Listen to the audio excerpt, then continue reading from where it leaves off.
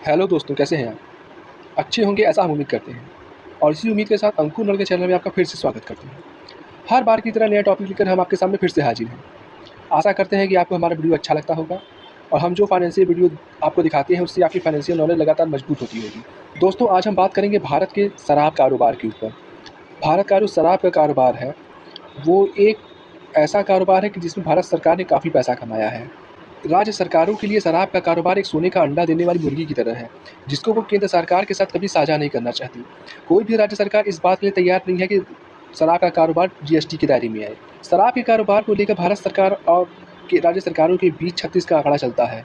सरकार लगातार ये कोशिश करती है कि किसी तरीके से जीएसटी काउंसिलिंग की कमेटी बैठाकर उसको विशेषाधिकार के तहत जीएसटी के दायरे में डाला जाए, लेकिन राज्य सरकार इसके लिए तनिक भी तैयार नहीं है। हमारे पियक्कड़ हमारा पैसा, इस कॉन्सेप्ट पर काम किया जा रहा है कि हर राज्य के जो पियक्कड़ लोग हैं उनका पैसा सिर्फ हम ही लेंगे। तो आइए वीडियो को कुछ आंकड़ों के जरिए समझते हैं।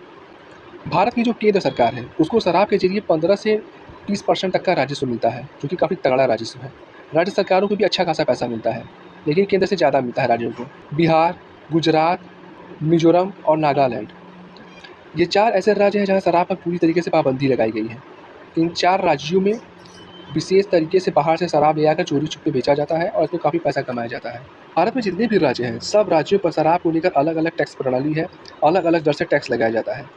जैसे कर्नाटक राज्य की बात की जाए, कर्नाटक भारत का एक ऐसा राज्य है जहाँ पर शराब पर सबसे ज़्यादा टैक्स लगता है 83%, और सबसे कम टैक्स लगता है गोवा में लगभग 50% का, जो ये दिखाता है कि विभिन्न राज्य सरकारें अपनी सहूलियत के हिसाब से टैक्सों को घटाती बढ़ाती रहती हैं। शराब के कारोबार को एक्साइज ड्यूटी में शामिल किया गया है ताकि केंद्र सरकार को टैक्स मिलता रहे। शराब के कारोबार में सरकार की जो कमाई होती है वो दुकान आवंटन फीस, दुकान की लाइसेंस फीस, दुकान की किराया की फीस और शराब बेचने पर लगने वाले टैक्स की फीस इधर में होती है। और एक आंकड़े के अनुसार देखा जाए कि अगर 1000 रुपये की शराब है तो उसमें लगभग 400 रुपये की लमसम टैक्स लगा रहता है। अगर आप 1000 रुपये की शराब लेकर आते हैं तो उसमें लगभग 350 से 500 रुपये टैक्स लगा रहता है, जो ये दिखाता है कि सरकारें इससे काफ़ी पैसा कमाती हैं। एक आंकड़े के अनुसार भारत में कुल होने वाली मौतों में 3.7% मौत शराब पीने की वजह से होती है। इससे लीवर सड़ जाता है और शरीर में बीमारी हो जाती है और आदमी की मौत हो जाती है। सड़क हादसों में अगर देखा जाए तो भारत में काफ़ी लोग विकलांग भी हो जाते हैं। ऐसे में शराब भी बहुत बड़ा जिम्मेदार है इसके लिए। भारत में 3.1% लोग शराब पीने की वजह से विकलांग हो जाते हैं, जो कि भारत के लिए बहुत ही बुरी बात है। भारत जैसे देश में हर साल लगभग 3.5 लाख लोगों की मौतें होती हैं शराब पीने की वजह से, और ये सब एक सरकारी आंकड़ा है। हकीकत में इसकी स्थिति और भी भयानक है।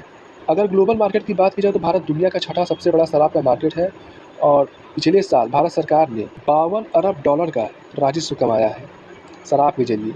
अगर एक हिसाब से देखा जाए तो प्रवासी भारतीय जो पैसा भेजते हैं रिमिटांस, वो लगभग 100 से $110 अरब का है, और शराब का कारोबार जो है वो $52 अरब का है, जो ये दिखाता है कि रिमिटांस का लगभग बटा 2 भारत सरकार शराब के जरिए कमा ले रही है। तेजी से बढ़ते शराब के प्रचलन को देखते हुए एक आंकड़े जारी किए गए हैं, तो ये दिखाते हैं कि वर्ष 2003 से 2005 के बीच भारत में 1.6 लीटर शराब प्रति व्यक्ति की खपत होती थी, लेकिन समय के साथ ये आंकड़ा बढ़ता चला गया। वर्ष 2010 और 11 में ये जो पीने की दर 1.6 थी वो 2.2 हो गई है। वर्ष 2016 से 18 के बीच ये 5.5 लीटर प्रति व्यक्ति हो गई है। और अगर मौजूदा समय की बात की जाए वर्ष 2024-25 की, तो ये लगभग 7 से 7.5 लीटर के बराबर पहुँच गई होगी प्रति व्यक्ति के हिसाब से। उत्तर प्रदेश, जो कि भारत का सबसे बड़ा राज्य है आबादी के हिसाब से, और ये सबसे ज़्यादा शराब पर टैक्स भी कमाता है, क्योंकि यहाँ पियक्कड़ बहुत ज़्यादा है जनसंख्या के हिसाब से। पिछले वित्त वर्ष 2022-23 में प्रदेश सरकार ने 41,250 करोड़ रुपए शराब के जरिए कमाए थे। 2023-24 की बात की जाए तो उन्होंने 47,600 करोड़ रुपए की कमाई की है, जो एक वर्ष के अंदर अंदर 4,500 करोड़ रुपए की इसमें वृद्धि देखने को मिली है, जो ये दिखाता है कि ये वृद्धि लगातार बढ़ते हुए बहुत जल्द ही 60,000 करोड़ का आंकड़ा पार कर जाएगी। भारत दुनिया का छठा सबसे बड़ा शराब का मार्केट है, तो इसके लिए सरकारें भी जिम्मेदार हैं। जिस राज्य में शराब पर बैन लगा हुआ है वहाँ पर चोरी छुप के शराब बेचा जा रहा है, और सब लोग ये बात को जानते हैं। शराब पर ज़बरदस्त पैसा कमाने के लिए राज्य सरकारें शराब को जीएसटी के दायरे में नहीं लाने को तैयार हैं, लेकिन शराब के कारोबार को जब केंद्र सरकार ने राष्ट्रीय स्तर पर फैलाने का फैसला किया, मतलब सरकार ने शराब का पोर्टल बना के शराब को ऑनलाइन होम डिलीवरी करवाने का सिस्टम जब जारी करने का फैसला किया, तो इसमें सभी राज्य सरकारों ने सहमति जारी कर दी है। पैसा कमाने के लिए सब तैयार हैं, लेकिन सुविधा देने के लिए कोई तैयार नहीं है। भारत में बढ़ते हुए देश और बदलते हुए समाज के परिप्रेक्ष्य में देखा जाए तो महिलाएं भी बढ़ चढ़ कर शराब पी रही हैं, और भारत सरकार खुद चाहती है कि महिलाएं शराब पिए, जिससे उसके राजस्व में इजाफा हो। सरकार ने ऑनलाइन फ़ोन के ज़रिए शराब मंगाने की सुविधा कर दी है। अब महिलाएँ भी घर बैठे-बैठे शराब मंगा सकती हैं।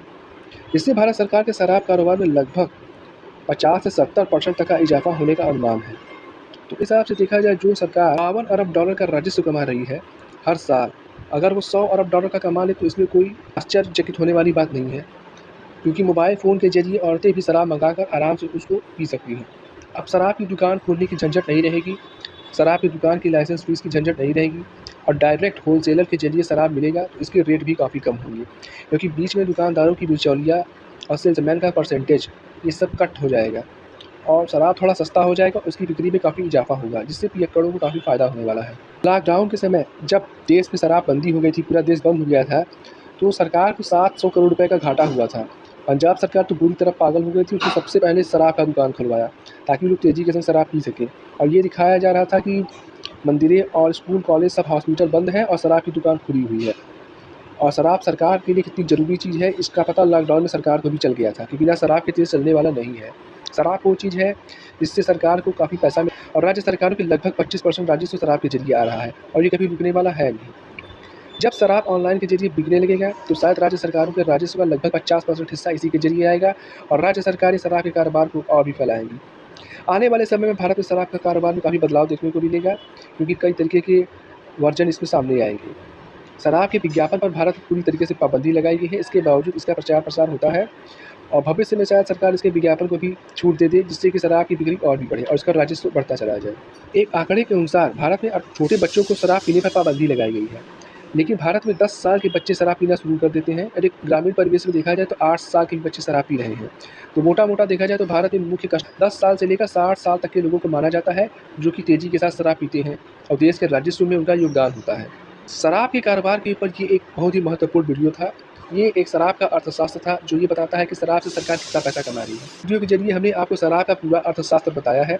इस पर राज्य सरकार, केंद्र सरकार दोनों कमा रही है और राज्य सरकार जो बेहिसाब पैसा कमा रही है, ये केंद्र सरकार की आँख में किरकिरी बन गया है।